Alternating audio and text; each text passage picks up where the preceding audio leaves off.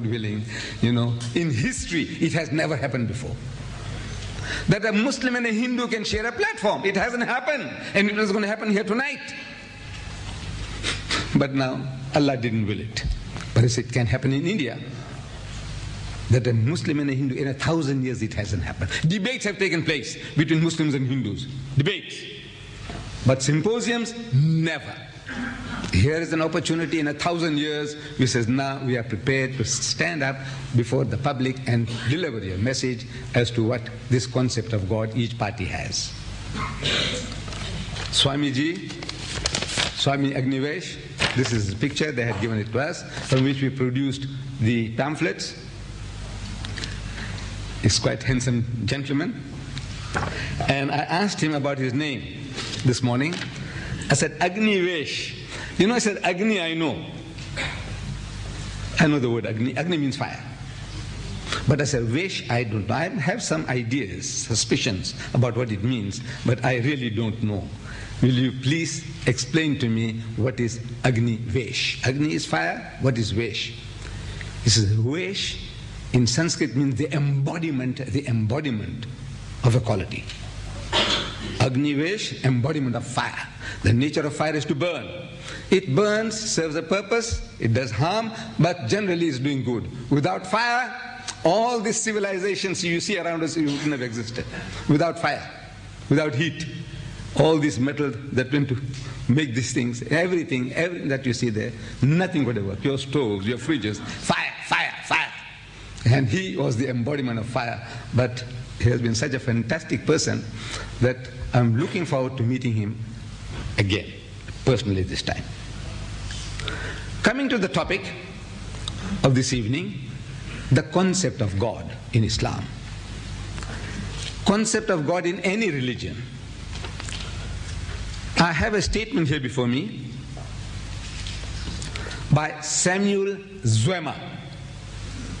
Samuel Zwemer is the founder of the Zwemer Institute in Pasadena, America. That institute is solely directing its activities towards the Muslims, to convert the Muslims of the world. The Zwemer Institute. The founder of that institute, Samuel Zwemer, he makes this statement. He said, no religion is higher than its concept of God. No religion is higher than its concept of God. The height of your religion depends upon your concept. What do you think of God? Whatever the height of that level of your thinking, your apprehension, that is the level of your religion. But when a person moots an idea, he propounds a theory, it presupposes that the person believes that his is the highest. Otherwise, who will make such a statement? If a Hindu made such a statement, at the back of his mind, Hinduism has the highest concept. If the Muslim made such a statement, it presupposes that the Muslim believes that the Muslim is the highest concept of God. And if a Christian makes such a statement, it presupposes that Christianity has the highest concept of God. And I have no hesitation in agreeing with this proposition.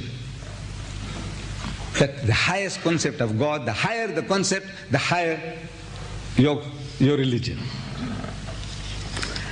Now, if I were to do, which is natural thing to do, is to go to the Quran and tell the people, Muslims and non-Muslims, said we have the highest concept. We Muslims are and this anybody would do. The Christian will do the same, the Hindu will do the same. Everybody is natural for them to boast that my concept, my book has the highest concept.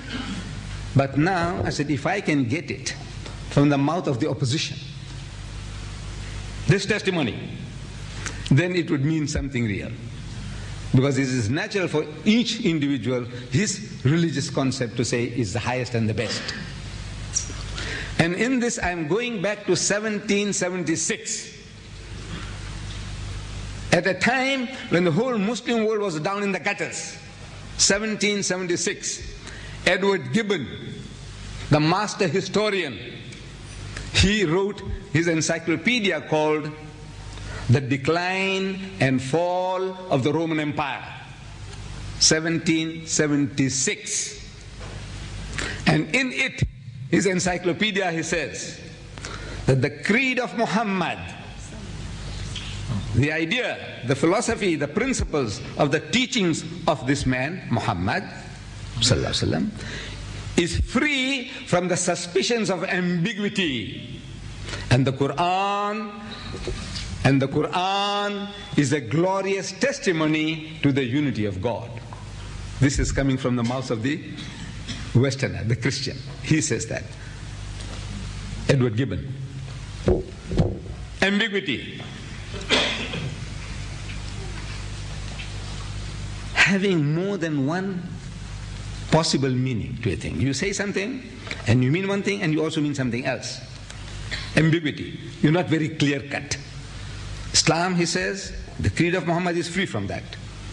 There's no ambiguity. It's clear cut, straightforward. Anything what it says, it stands for what it says. It has no dual meanings. When the Christian would say, it says, the Father, the Son, and the Holy Ghost, says these three are not three, but one. Now that's ambiguity. No, Islam has no such things. To give you a crude example of ambiguity, when you use some words and you mean something else, I give an example of a lady who says that no man is good enough for her. A woman, who says no man is good enough for me, she says. So we say she may be right and she may be left. She may be right and she may be left. She may be left on the shelf. She may never get a husband. You see? But now I say she may be right and she may be left. It's got double meaning. Can you see? Double. That's ambiguity.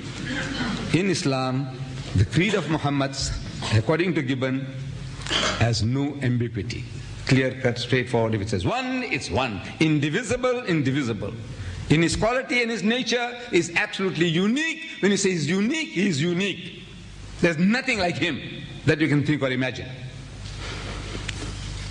Then, some years later, in 1854, Lamartine, a French historian, he wrote the history of the Turks.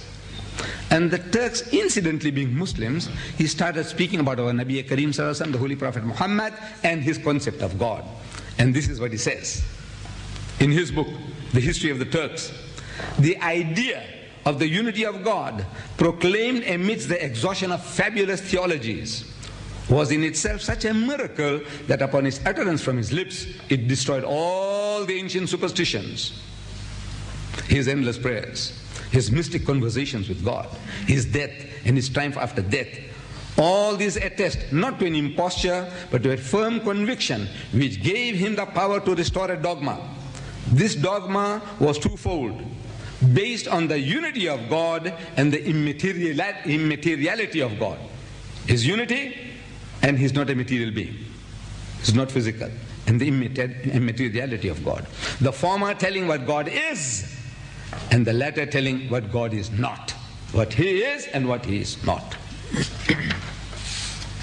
And coming to modern days, modern times, this current affairs. His Holiness the Pope John Paul II, he's just published a book, written a book, called Crossing the Threshold of Hope, by His Holiness Pope John Paul II. I am just inquisitive. How many of you own this book? Please put up your hand. If any of you own this book, Crossing the Threshold of Hope, by Pope John Paul II. Anybody who owns this book in this hall, just put up your hand. I won't be asking for it. I just want to know whether you own it. Anybody, please put up your hand. Not one? You have it, sister? Good. One lady has it, alhamdulillah. Can you imagine that in this packed hall, only one person, she has it? Are you a Muslim, sister? No. You must be a Roman Catholic. No. Great. No, she's not a Roman Catholic, but she owns the book. She is not a Muslim. Now, I am offering, starting with my sisters,